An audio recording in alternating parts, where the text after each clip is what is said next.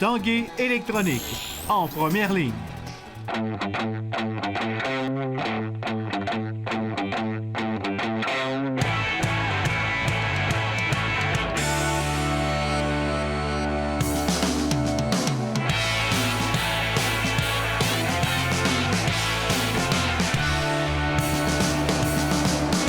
À tous, bon mardi, bienvenue à l'Esprit sportif. Dans l'émission aujourd'hui, on rencontre Hugo Hull et Raphaël Gagné qui reviennent sur leur récente participation aux Jeux olympiques de Rio. Mais d'abord, une étudiante athlète du club de soccer Rouge et Or, Gabrielle Lapointe, a été sélectionnée récemment dans le top 8 académique de tout sport universitaire canadien. L'athlète étudiante en médecine qui a très bien performé autant sur le terrain que également dans ses résultats scolaires recevra dans une semaine la 3e mention d'honneur du gouverneur général pour son excellence sportive et académique. Jonathan Fournier l'a rencontré.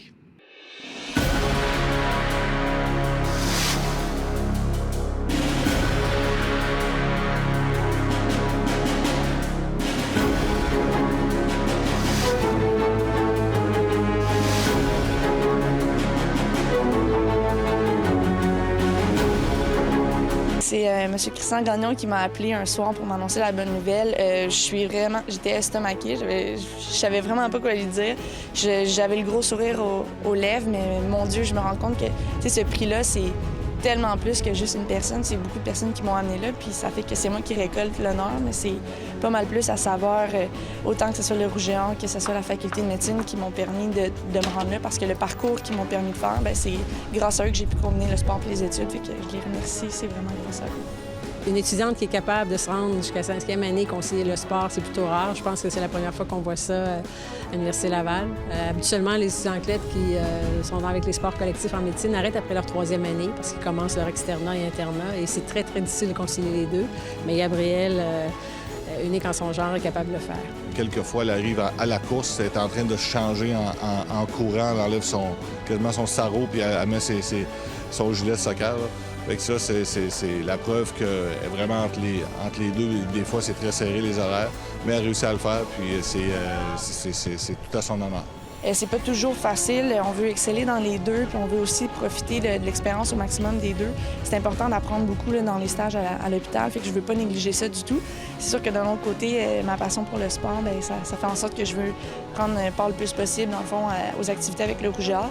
Je pense qu'il y a un bon travail aussi qui est fait par la faculté, par mes patrons, puis évidemment par mes entraîneurs, mes coéquipiers pour m'aider à faire tout ça. Les entraînements, ils s'entraînent tous les jours. Ils ont des compétitions à chaque fin de semaine. Il y a les voyages à travers ça. Il y a les exigences des études.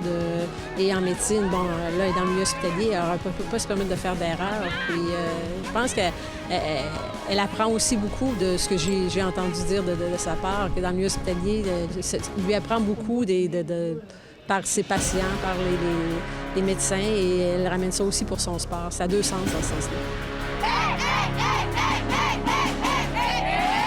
Est-ce qu'il y a eu des moments plus difficiles? Est-ce qu'à un certain moment donné, on s'est dit, ouais, probablement que la saison prochaine de soccer, je pourrais pas la voir? J'ai eu des hésitations. J'ai longtemps parlé avec les responsables de la pédagogie, que ce soit au Rouge et Or ou avec la faculté. T'sais, ils m'ont dit qu'il n'y a pas beaucoup de personnes qui peuvent le faire, de pouvoir s'absenter des stages, de pouvoir aussi faire les déplacements avec l'équipe. J'ai eu des hésitations, mais je me suis dit, je vais y aller à 100 %. Puis si je suis pas capable, je m'avouerai vaincue, mais je vais l'essayer, ça c'est certain. C'est une battante, forte physiquement, très bonne pour la protection du ballon, voit bien le jeu, gagne des duels aériens. C'est une joueuse qui prend beaucoup de place sur le terrain, qui couvre beaucoup d'espace, qui défensivement est impeccable. C'est une joueuse qui va nous manquer l'année prochaine puisqu'elle finit, c'est sa 5e année. Donc ça va être une bonne perte et ça va être difficile de la remplacer. C'est la combinaison des deux, je pense, qui me fait vraiment triper dans tout ce que je fais. Là.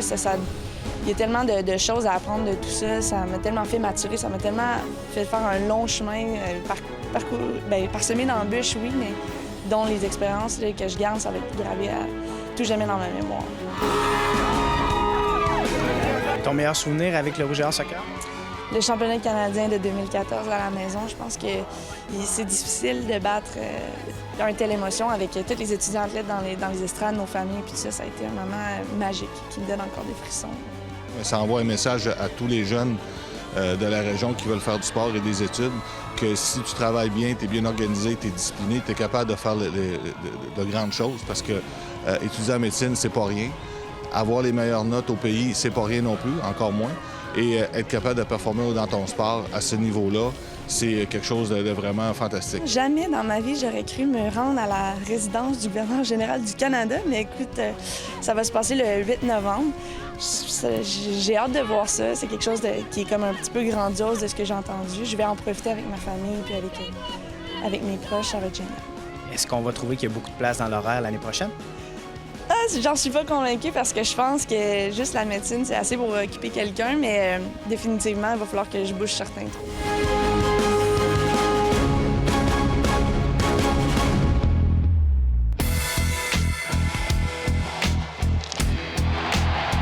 Les Remparts de Québec disputeront leur prochain match mercredi soir à Shawinigan face aux Cataractes, l'une des meilleures formations du circuit Courteau. Avec une fiche de 9 victoires, 5 défaites, une défaite en prolongation et une autre en fusillade, la troupe de Philippe Boucher pointe au 5e rang du classement à 4 points seulement de leurs prochains adversaires. On va jouer notre manière de hockey. Je pense qu'on n'a pas bien joué ici contre eux autres. On ne sera pas la seule équipe dans la Ligue qui va avoir de la misère contre Shawinigan cette année. Mais on était un petit peu trop passif quand on est allé là, quand quelqu'un qui sont venus ici. On va aller à Shawinigan, on va jouer notre vrai hockey, ce qui est du hockey physique. On patine, on frappe. Les gars finissent une mise en échec, vont au filet. Jouer avec ardeur. C'est ça qu'on veut faire là-bas, puis on va voir comment ça va aller. Et au soccer, les Dynamiques de Sainte-Foy et leur équipe masculine Division 1 ont remporté le week-end dernier le championnat provincial en défaisant les représentants de Garneau 1-0, obtenant ainsi le droit de participer aux nationaux. Après la pause, une rencontre avec deux de nos Olympiens.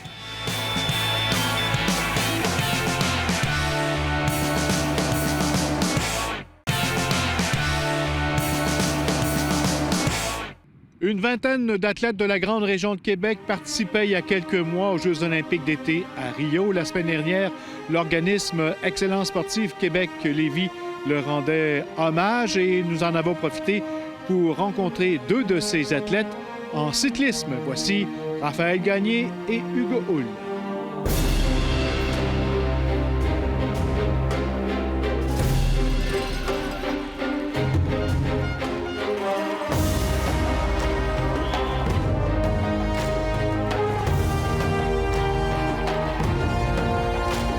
Comment tu vis ça maintenant, ta participation aux Jeux de Rio?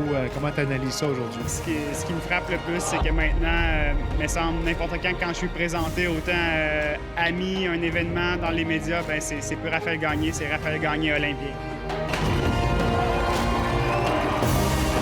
Qu'est-ce que tu gardes comme souvenir de ta première participation aux Olympiques?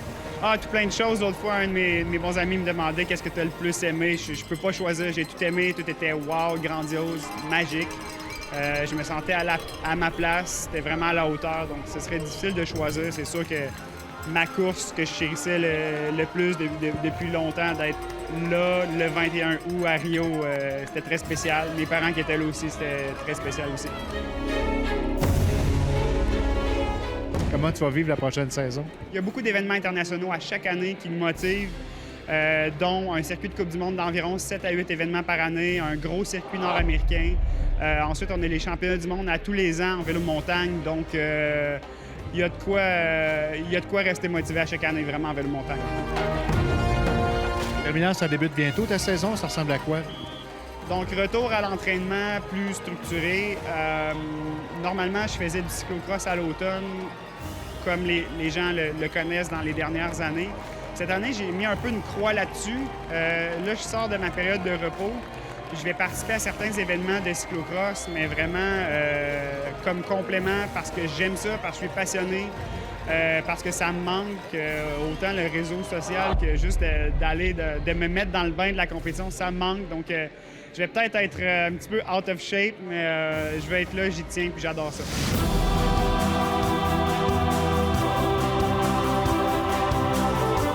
Qu'est-ce que tu gardes de ton expérience olympique à Rio quelques mois après la fin des Jeux? Ouais, c'était vraiment une expérience exceptionnelle. J'étais allé chercher un beau bagage d'expérience pour les années à venir. J'espère pouvoir faire encore mieux en 2020, puis ça me donne un peu la motivation d'aller voir qu'est-ce que c'est Puis maintenant, j'ai 4 ans à travailler fort pour essayer d'aller chercher une médaille là, à Tokyo. Donc c'est un peu ça le plan. Puis ça m'a surtout permis de comprendre c'était quoi les jeux, l'ampleur. C'est des infrastructures qui sont énormes, de rencontrer d'autres athlètes aussi de d'autres disciplines.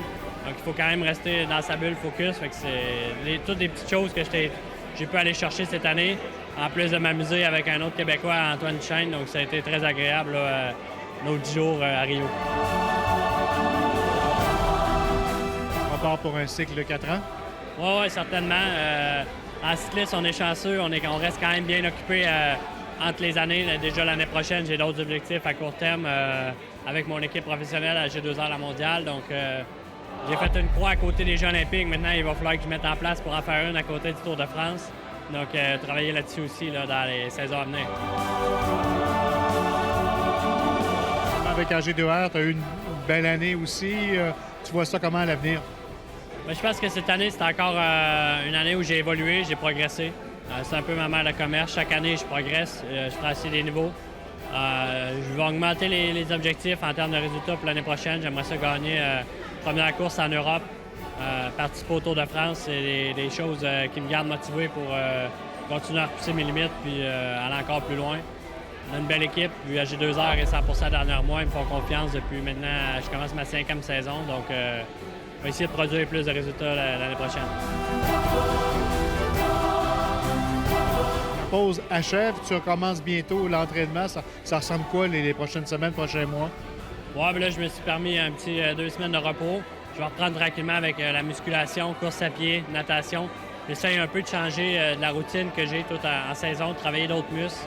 Et puis, on commence tranquillement à bâtir là, la fondation en musculation, éviter les blessures. Donc, un peu côté préventif. Puis après ça, on va remettre du vélo. Le 1er décembre, je repars en Europe. Les camps d'entraînement un peu plus sérieux. Là, donc, ça va être reparti 1er décembre. C'est bonne saison. Merci.